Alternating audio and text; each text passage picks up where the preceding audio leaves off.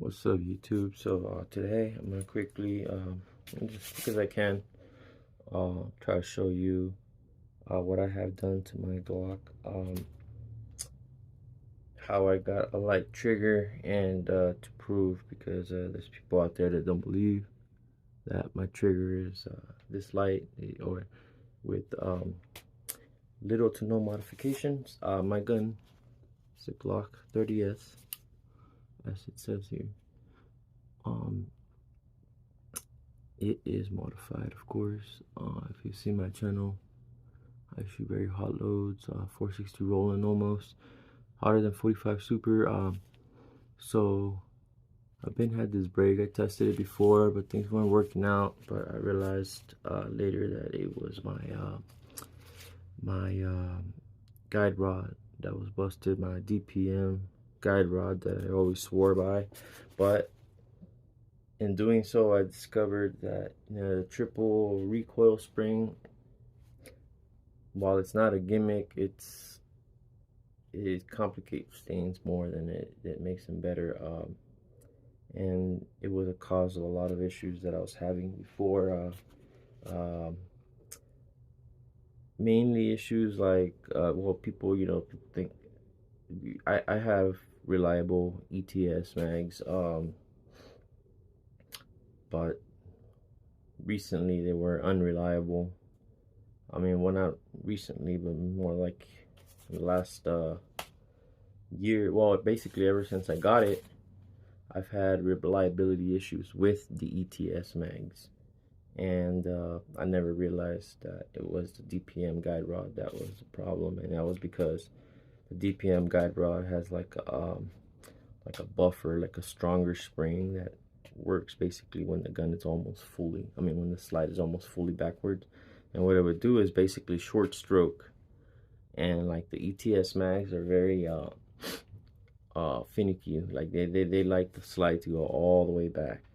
And if like, even if you drop the slide on like if you lock the slide back and drop it on the mag, like, it can jam. At least I realized they did that one, at least when they're brand new. But after they're broken in, they're fine. But with the DPM guide rod, it was happening. But either way, anyways, had problems, and it turned out that the springs broke on it. So I had to figure something else out. And so this is the guide rod I use now. I'll show you guys that right now.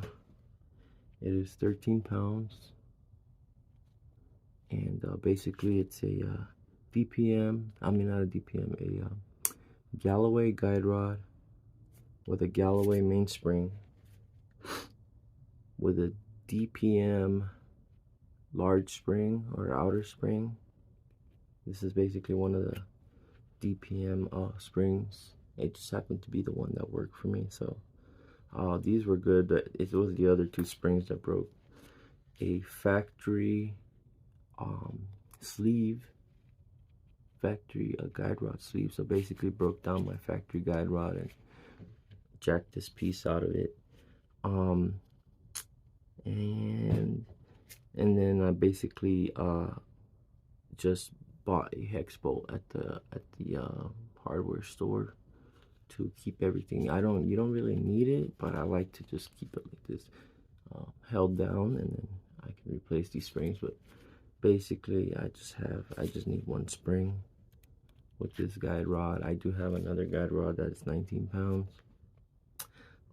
Actually, can I show you that right now? I don't have it on me right now, but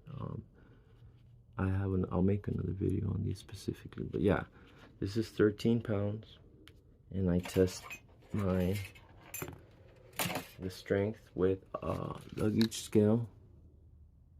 I grab it. I use one of these things, the charge handle, Recover Tactical charge handle on the back of the slide. I clamp it on, pull it all the way back, and then just kind of like let it go just like 1 millimeter, just like a tiny bit, and hold and wait for the scale to stop, and it tells me how many pounds. So I'm about 13, about 13 and a half, let's say, with this guide rod. So I'm 100% sure what poundage I'm at.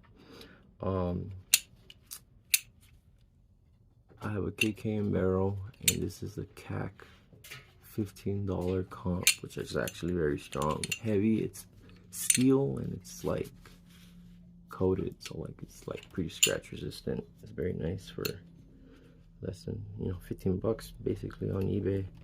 You can order them on the websites, but I prefer to order on eBay since they're available, because eBay's return policy. Okay, so put that on. I not a factory not a factory plunger, but very similar. That's a Zev plunger, and it's just like 10% lighter. It's not even, I have these other plungers here. That's the factory. That's this is 50% lighter. The titanium one, it does not change the trigger pull at all. It does change the feel. I have other parts. These are my aftermarket parts. That's an aftermarket Ghost trigger spring. I do have the factory installed. I do have the factory plunger spring. I have 2 Ghost plunger springs, a Zev spring, the King Glocks spring, I believe it was, that came with the titanium rounded plunger, and yeah, the Zev spring is like the little one. I would never use that. Ghost springs are good. I just decided I would go with the full power spring because, you know, 10% lighter with only a 50% power spring from Ghost. No, but I would do the 50% power spring with the 50% lighter titanium plunger. No, Trinity, stop. Okay, my cat's trying to get up on here. All right, what else? So here is my housing. I'm gonna put it all together. Here is my factory trigger spring, and okay, and then okay, this is what I do have done. Let me get a rough wipe this clean. I'm gonna re-oil it, assemble. Okay, so this is what I do have: a Ghost unit connector, and oh yeah, let me take this apart.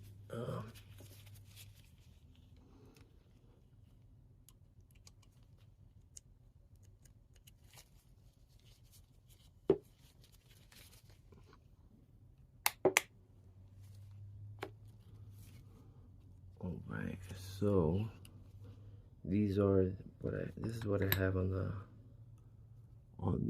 striker. So I do have a channel liner, which I don't expect it to do much. The only reason I got it was because I got a channel liner chewed up, and I just decided to get one of those. Striker, I do have a 4.5 pound Ghost spring, striker spring, Ghost maritime cups. Those are not, they're just to make the strike more reliable. I doubt that they make increase the poundage. Maybe they increase the striker's ability to strike harder, but they don't increase the or decrease the poundage on the trigger pull. Okay, so let's not forget the did I put that back already? Where's it? Did it roll away? Where'd it go? Oh, it's standing right here. Okay, so this one, very unique, different from other channel liners. This one is chamfered on one end. Let's see if I can focus on it. It won't focus, but anyways, it's chamfered on one end. So I wasn't really sure which side the chamfered end goes in before. I thought it was basically outwards towards the back, but then I thought about it. I'm like, no, it should go forward because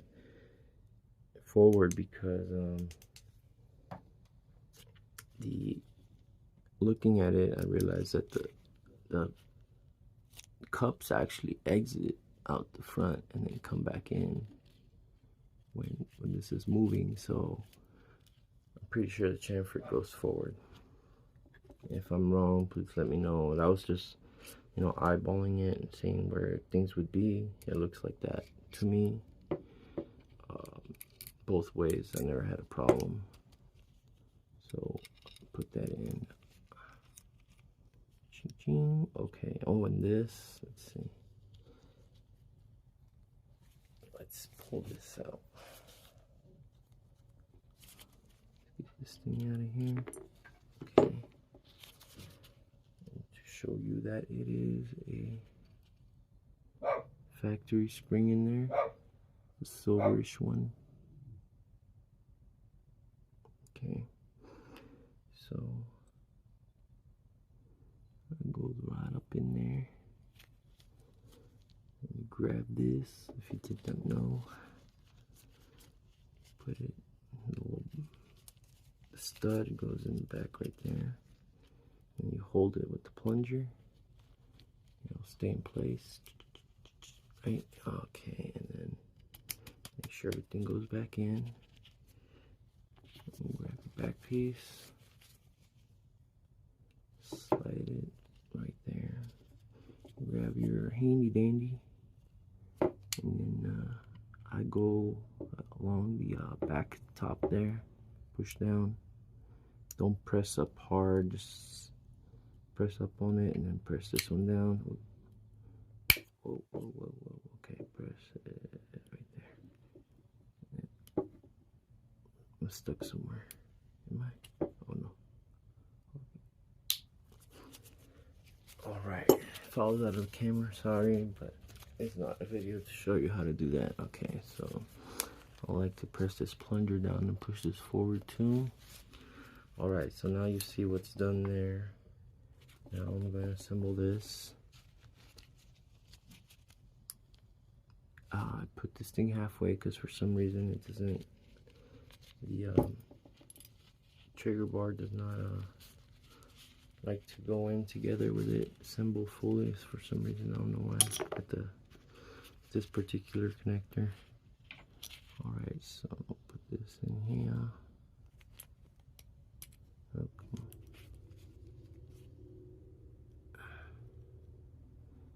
My back's already starting to hurt from leaning over a little bit. Okay.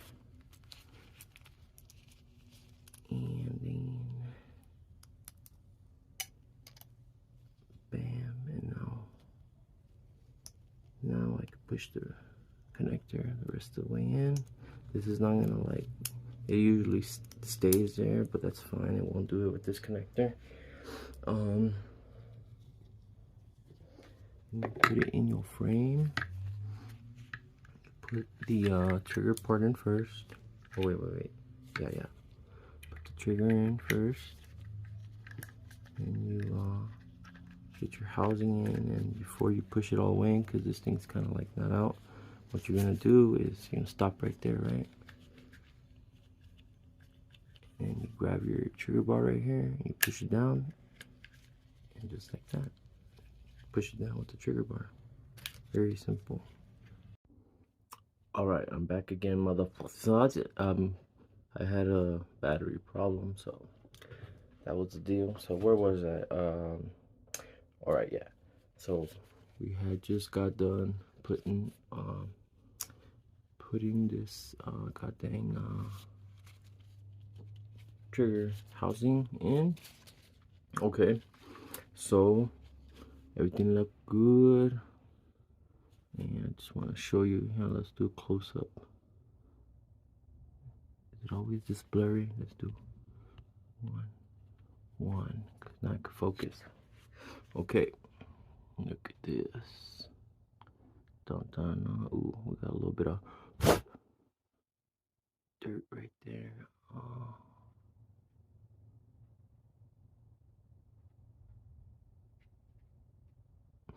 So you'll notice that my internals are somewhat polished. Not best. Let me tell you a secret now. You don't really have to polish them. Right, mine are polished. Yeah, I polish with Mothers. with a lint-free cloth, and I did use a little cheap Dremel, a Harbor Freight Dremel, for some of the parts. You don't really need to. It might be better. I'm not sure, but I'll show you what you need here real soon. But yeah, look at that. Okay. And so now what we're gonna do is put this. Also polish this. Okay, yeah. First, this goes in. Okay. Now we put this in. This used to be black, and I polished it. It was just getting, the paint was coming off. I believe it's Lone Wolf. Now this came with the gun originally when I bought it. Looked like it had some Lone Wolf upgrades. I'm not sure. It could be Glock Factory. I do know my slide catch or whatever, slide stop, slide. I don't know what. This is Lone Wolf right here. These things. What else is Lone Wolf? This might be it. I think it's extended. I say this is because this is also extended. It has that little bullet style, I think it's called, or something. Not 100% sure on that, or maybe the G30S comes with that originally. As you know, like a factory upgrades or whatever. Okay, so got the slide release in. All right, so now we get our pins. You can go basically in any order that you want.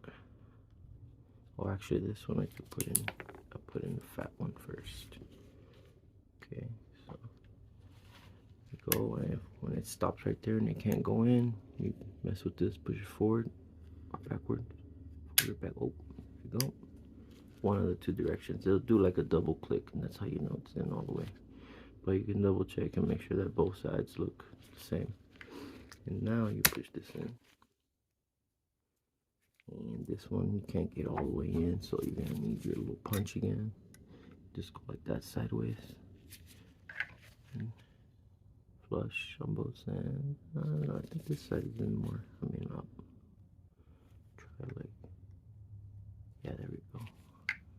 Tiny bit more flush. Now it looks good. Okay, and then this one too. I'm pretty sure I'm gonna need to, where's it at? I'm going to need to push it in some more, look. See? So, go like this from the side also. Bam. So, now we have everything assembled on the frame. Now what we're going to do is we're going to double check our trigger spring weight, because cannot trust what you are told about the weight of your spring. I'll tell you, this one is a Ghost. It's supposed to be a 4-pound spring. Should have been, but it's not. It's a 4.5 pound. Was it a mistake, or is the part defective and heavier? I don't know, but I do know that if it was a 4-pound, I would not be using it. So now you get your wheeler gauge, and what you're gonna do is you're gonna remove the rubber piece that came right here. You're gonna just kind of like, you grab it from here and kind of just work it out.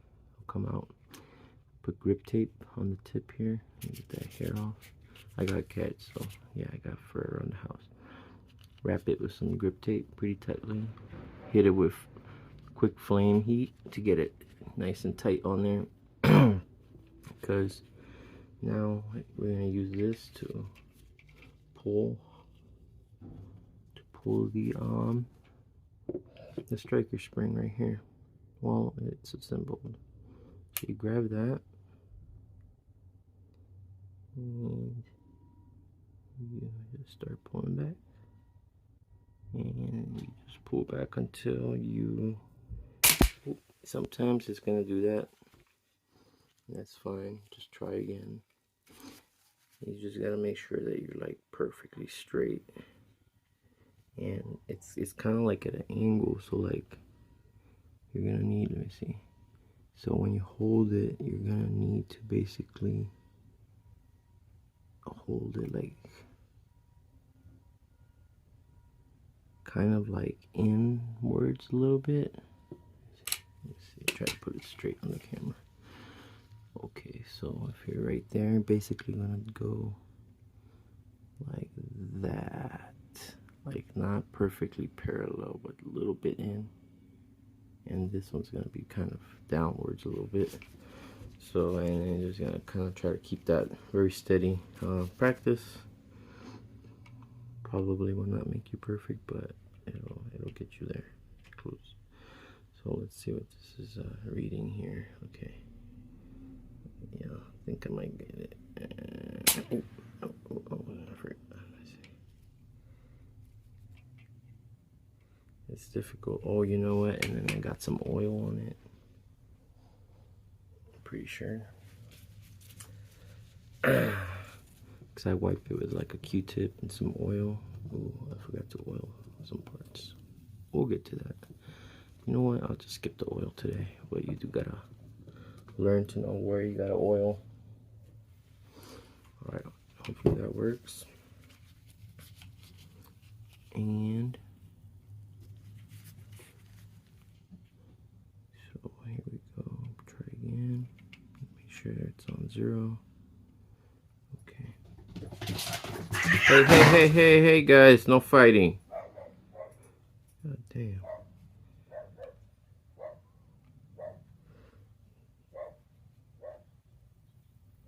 So, oh, I'm off camera. Okay.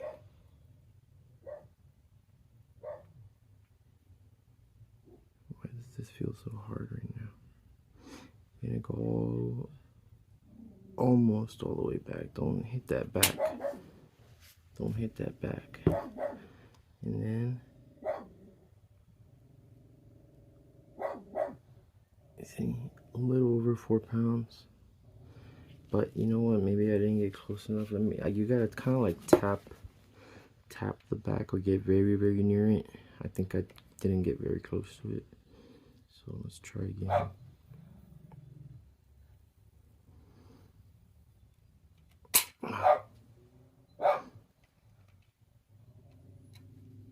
Stupid dogs. As neighbors' dogs. I'm sorry. This is a difficult part, so I wish there was something better I can do with it, but oof. Come on. Alright. Let me try doing this. Let me see. This a little, you know what, let me try zooming in. I'll put it right there so you can get to the edge, because I'm kind of like having to work with the table. All right.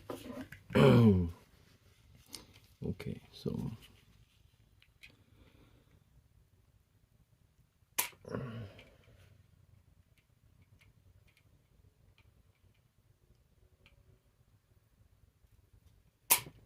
the hell, man?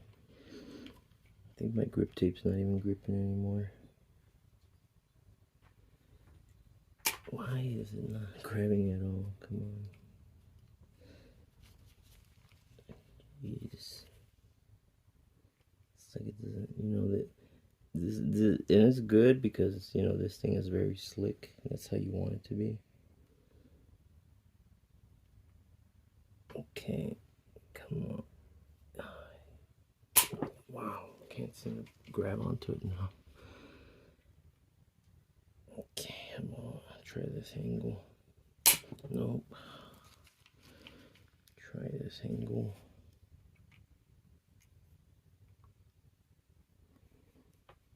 Oh, wow, why wouldn't it grab on? Let me see. Oh, you know what? The tape slipped down a little bit.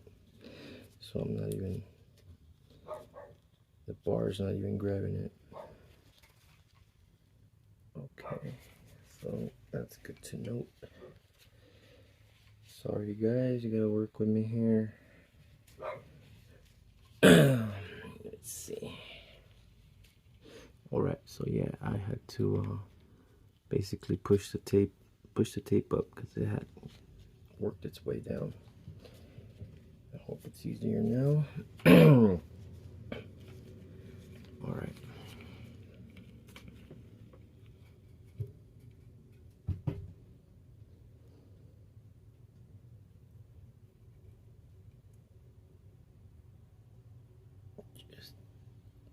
And you know what? I didn't even have to touch it. You could reach this back end right here can basically reach all the way back here without even touching the back plate. And this is what I got now.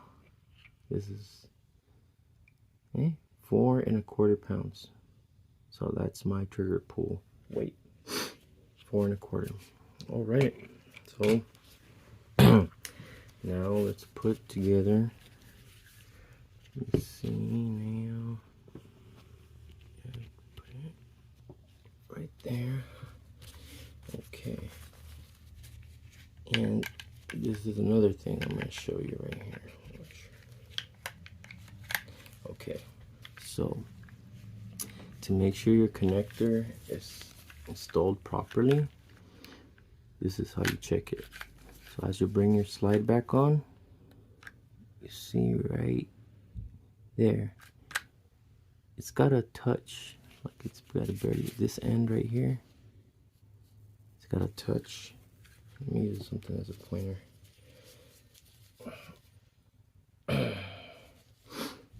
Alright, so right there, you see, right there, right, it has to touch that plate. So basically you're gonna come and it's gonna hit it right there, but you gotta make sure that you got clearance back here.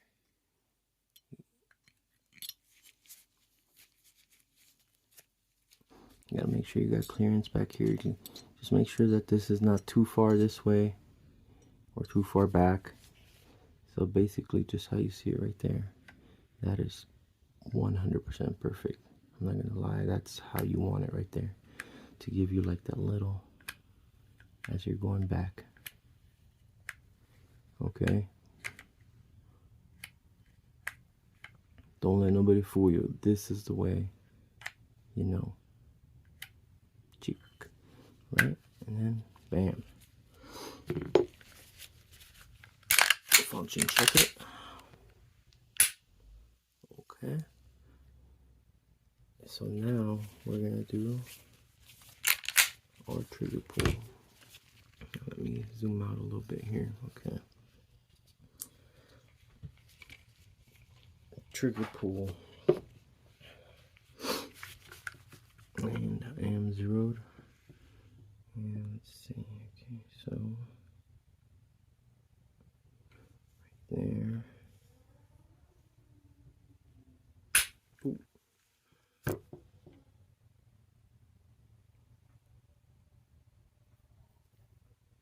Can you see that? Let's see. 2, just a little bit over 2.5 right there. Let's try again. Okay, so what I do is when you grab this, you put it halfway on the trigger guard right there, and then when you start pulling, as you're pulling, you keep it at a basically 90-degree angle compared to the trigger there. So you're gonna basically, you see how quickly like it just pulls. I'm not sure if I even did it right now because it's not easy. But here, let me. I'm gonna have to do this like the best way I can. Oh yeah. Okay.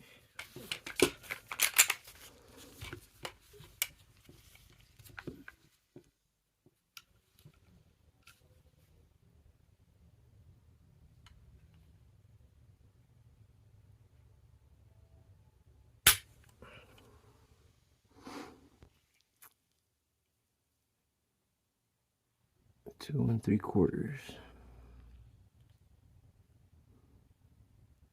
So it looks like about that's gonna be my pull right there. 2 3/4. Pretty cool, huh? And it's a very good trigger. I mean, like, let's see. Now let's remove the glove. Okay.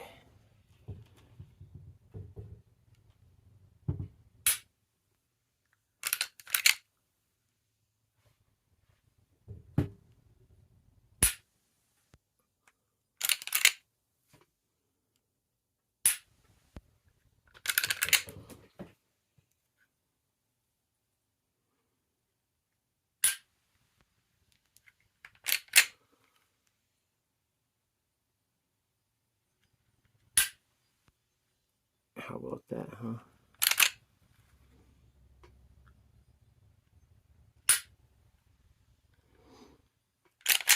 I know you like that. And okay, one more final test when you're messing with triggers, okay? And this is important, so let me change positions. All right, here I am again. Okay, so basically what you want to know is how to make sure that your trigger springs or your trigger strength is not interfering with your function and reliability. So what happens sometimes is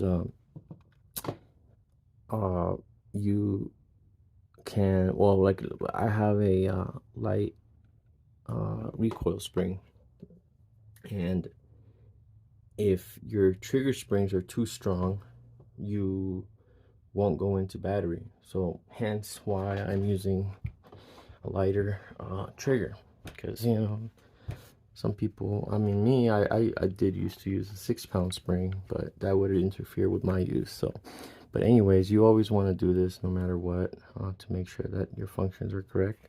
Basically what you're going to do is point up at a 45-degree angle. You're going to point up at a 45-degree angle. You're going to, after making sure that everything is clear, of course, you're going to pull your trigger. You're going to hold it, okay? You'll hold it, and you're going to rack the slide. I prefer to do it all the way back. You're going to bring it back very slowly at a 45-degree angle, holding the trigger very slowly. Oh, well, it just went up on its own, see? So let's do it again. Okay, very slowly, very slowly. You don't want to, like, see, you don't want to, like, help it up. You just kind of want to let it go. Don't let it go too fast, like from right here, because it's just going to do that. So you got to make sure you go. Bring it up, bring it up, bring it up, bring it up, bring it up. See, it's just supposed to work its way up alone. So that's another thing you want to do. And as you can see, mine is working perfectly well. Now let's try 90 degrees up. See how well it does. See right there, it's not that strong, see? But yeah, look, at about 80, 75 degrees, it works. So that's really good. That's perfectly fine. And there you have it, god damn it. That's how she looks. That's how she looks with the factory mag. That's how she looks with the 9-round with the base pad. Glock 21 mag. Alright, 9-round ETS mag with a cane arms +4, 13 rounds. It has a 13-round factory Glock spring in it. Alright, there's my ETS 17-round with my double spring method. Right there. That's not the follower. You see there's another spring. And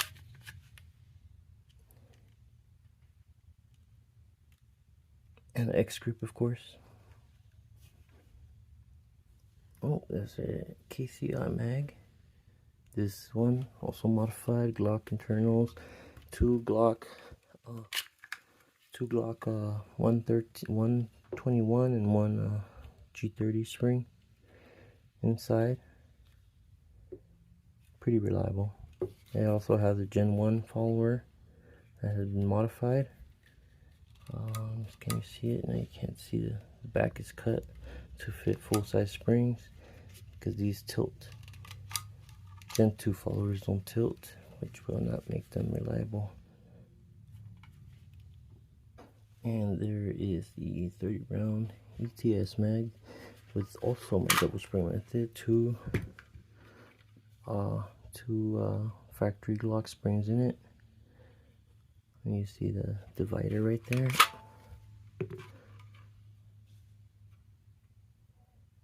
And these also tilt, which basically means that when the rounds get loaded and that this follower basically becomes horizontal instead of staying at an angle, which hugs the bullets well and keeps them from rubbing against the walls as they're going up. And you see the bottom magazine spring is upside down, which also reduces friction. And that's it, folks. Thank you for watching.